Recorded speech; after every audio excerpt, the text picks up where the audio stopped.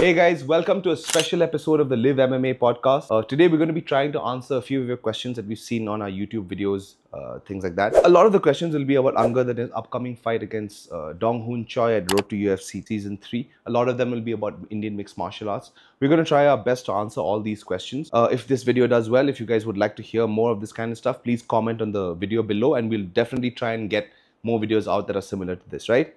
Alright, here we go. Alright, first question we've got from Insane Gaming 6516. No doubt Choi is a tough opponent for Angad. You've talked about every skill of Choi in this video, his striking, his ground game, but you forgot that Angad also has brute strength in his punches. And also his ground game is much better. He has better control on his opponents on the ground. If the game goes on the ground, Angad will definitely dominate. Well, Insane Gaming 6516, I don't disagree with your take. We've seen Angad's train. We've gone to Mutant MMA Academy. You can check the video out, description below. And yeah, he's very, very, very strong. He's big for the weight class. He's strong for the weight class.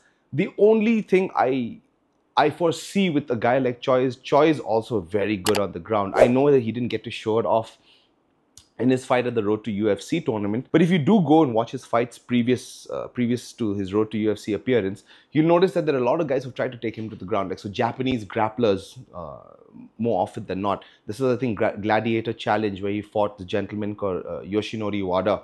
The guy tried to take him down, shot in for many, many takedowns. But every time he shot in, the kid's hips were so good, Dong Hoon Choi's hips. And he's a judo black belt as well. And if I'm not mistaken, I think he's a youth Olympics alternate. So you're talking a very, very, very high level of judo. And for a lot of guys who don't know, judo has been kind of sanitized for the Olympics. Before it was in the Olympics, judo was very much like Jiu-Jitsu. And even now, if you notice, when guys go to the ground, it's called niwaza in judo. When they go to the ground, their submissions are lightning quick because they have a very limited time to work on the ground. So you'll see their arm bars are very good, their triangle chokes are very fast, rear naked chokes. They're really good at that kind of stuff, catching people in the scramble. So I do foresee that Angad might have trouble scrambling with Dong Hoon Choi. But here's the thing. If Angad can grab a single leg takedown, double leg takedown, and basically wear this kid out, right? Make him feel like he doesn't want to stand with Angad. So every time, basically, just reshoot, reshoot, reshoot, reshoot. I know Angad's got the cardio to go 3 rounds. So he can just keep shooting and basically tire the guy out. Once you get a guy tired, as we've seen with the Izzy and Dricus du Plessis fight, anything can happen when fatigue starts to set in. So yes, I agree that Dong Hoon Choi probably might not have as good a ground game as Angad, but he's got very good takedown defense and is very difficult to keep on the ground. So that's just something to keep in mind for. Thanks for the comment though. All right, question number 2 by Lillian Collins JP5XK. I don't know if this is a real account, but hey. It's hard for Angad to manipulate his position and strike for the open shot. Since Choi is laser focused and knows the future and observes more movement of his opponent, it's going to be a good fight, but 100% win for Choi because at the end, precision beats power and timing beats speed. It's difficult for me to argue against precision beats power, timing beats speed, because it's clear, the consensus has shown that that's been true for most of mixed martial arts. He's talked about Choi being laser focused. So is Angad. Angad is locked into this fight, obviously, because it's the biggest fight of his career. This is the fight that will determine whether he goes ahead in the tournament or not. So if you get knocked out here, your chances of getting into the UFC are minimal to slim. Right? So it's a very, very difficult proposition to try and do the whole thing again.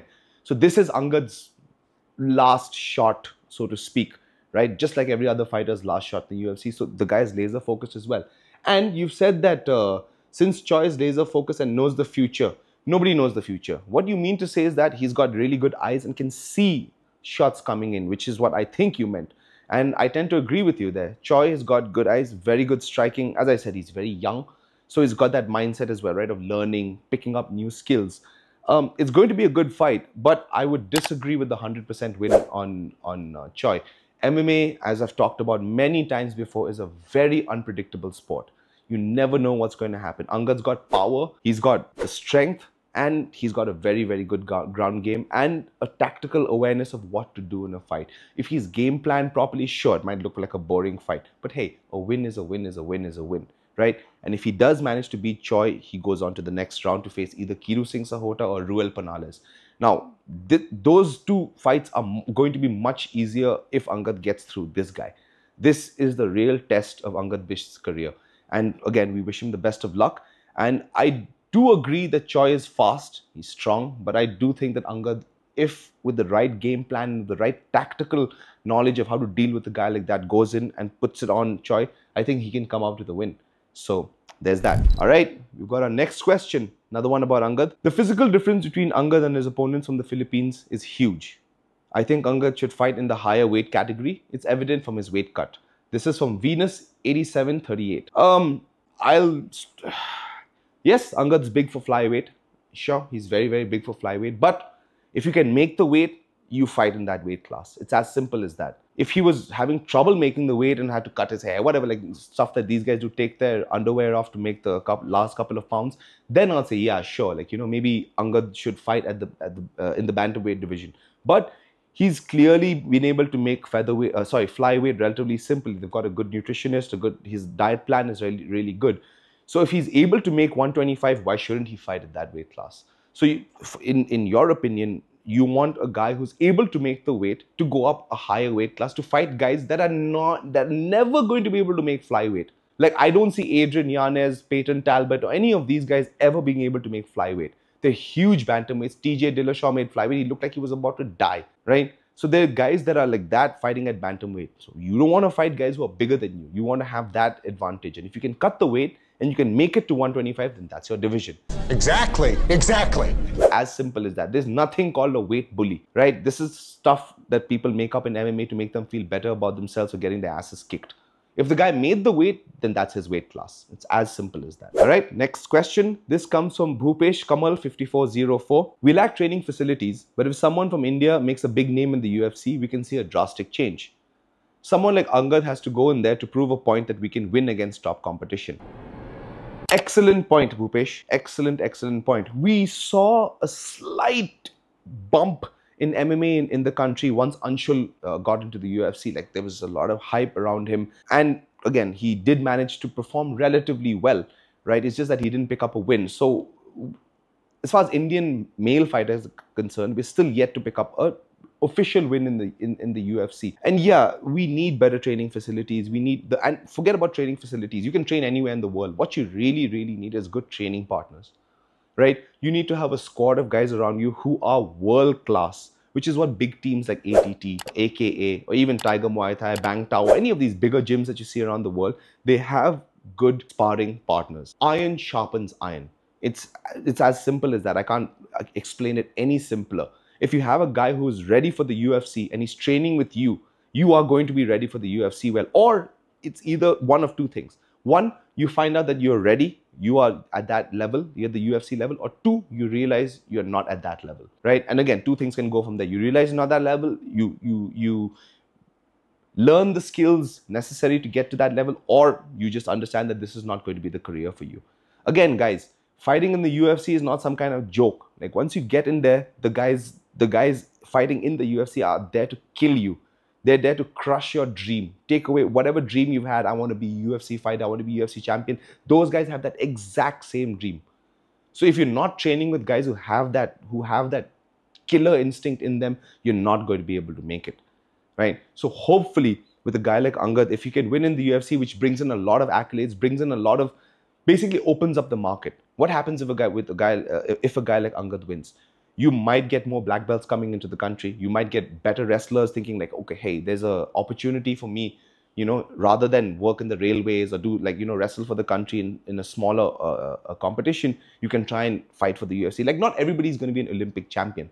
So the guys who are not going to be Olympic champions, maybe this is another avenue for them. Same with the boxers, same with other like Taekwondo or Muay Thai or any of these other combat sports. So yes, I agree. We need a lot of things to go right in MMA, and just one win in the UFC, I think that's going to change. And hopefully, fingers crossed, it's either Angad or Anshul. Next question. We've got one from Mr. Beast 222. This is like a Desi version of Mr. Beast. What do you think about Shyamanad? Is he a future UFC prospect? Shyamanad is very good. Got a lot of he's got that warrior's mentality. He's got a good set of skills. Relatively decent striking. Good ground game, good wrestling. He is, if I'm not mistaken, I think 5-2. His 2 losses have come to Sanjeet Bhudwar, who, in my opinion, I think is UFC ready. Right, so I don't know if Shyamanad is ready for the big show as yet, but I think he might be able to compete in something like a Road to the UFC. A tournament like that. I think that would be a better stepping stone for someone like him. Shyamanad is also fighting at a title eliminator in the coming MFN. I think it's 15. He's taking on Rahul Thapa from Warriors Cove, and it's going to be a tough fight for Rahul. If he manages to beat Rahul Thapa, he's next in line for another title shot, but I don't know how that's going to go since Sanjeet Bhudwar is still the champion. If you're not able to beat a guy like Sanjeet Bhudwar at the local level, you're going to have a really tough time at an international level against guys who are much better, right? These guys are going to have the grappling to match your skill set. They will have the striking to match your skill set, and they have the mindset, right?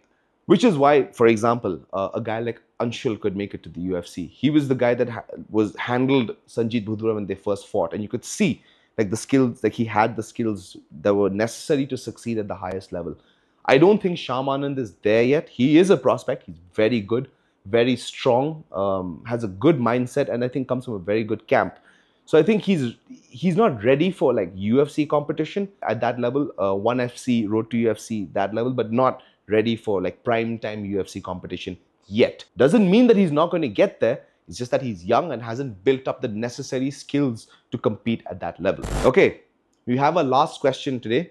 Very interesting question from, I don't even want to read the guy's name. It's just a bunch of numbers. But he had a very good question. He said, why did Kantharaj Agasa drop the opportunity for Road to UFC? I don't know if many of you guys know. Kantharaj Agasa, one of India's premier and veteran mixed martial arts fighters, has competed in pretty much every other promotion in the country, picked up wins everywhere, picked up a win in one championship as well, was selected for the Road to UFC tournament but had to withdraw. I don't know if many guys know this, but contracts exist in MMA. We all know this, right? Like fighters are contracted to separate organizations, and Kantharaj was contracted to another organization that kind of blocked his opportunity at the Road to UFC. Which is fine, it happens all the time. But now he's getting a chance at MFN, right? He's fighting for the title against Chungren Koren, which is a big deal. Kind of puts him up in a place where he can command better pay, better money, and maybe make his way back to the UFC again. Maybe next year he gets selected for the Road to UFC tournament, maybe the year after that. But Kantharaj is also getting up there in age. I think he might be, what, 34, 35 right now, fighting in bantamweight. And in the UFC, that's a recipe for disaster. Like it's going to be tough for a slightly older fighter. Like for example, today we saw in Dana White Contender Series, there were 2 fighters who were over the age of 32, 33. This guy got Michael Imperato, and I can't remember the other guy's name, but they were both around 32, 33 years old. And they were fighting in the lighter weight classes, and they had tough losses there, right? Like Michael Imperato got beat by unanimous decision, got handled by a younger, hungrier fighter. So that's there. So the only thing I foresee, I hope Kantharaj is able to pull out a win, but he's got a really tough opponent against him in Chungren Koren. Chungren is hard-nosed, rugged, determined, good striking, excellent grappling, and basically has a never say die attitude. You can see it in his fight with Angad. Like he was taking some shots and just kept coming forward. So yeah, Kantharaj Agasa, I would say yes, is a very good, I can't call him a prospect because he's up there in age, but he's a good choice for someone to compete in the Road to UFC tournament. So hopefully, fingers crossed. And it'll be nice to have another Indian win the UFC Road to UFC tournament again, just like Anshul did. And hopefully Angad does this year as well. All right, thank you guys so much for watching. I really appreciate all your comments. Please, more comments, more interactions. Just let us know what you guys think. Again, comment on the video below. We'll try and get to all of them. But till then, remember, live MMA now.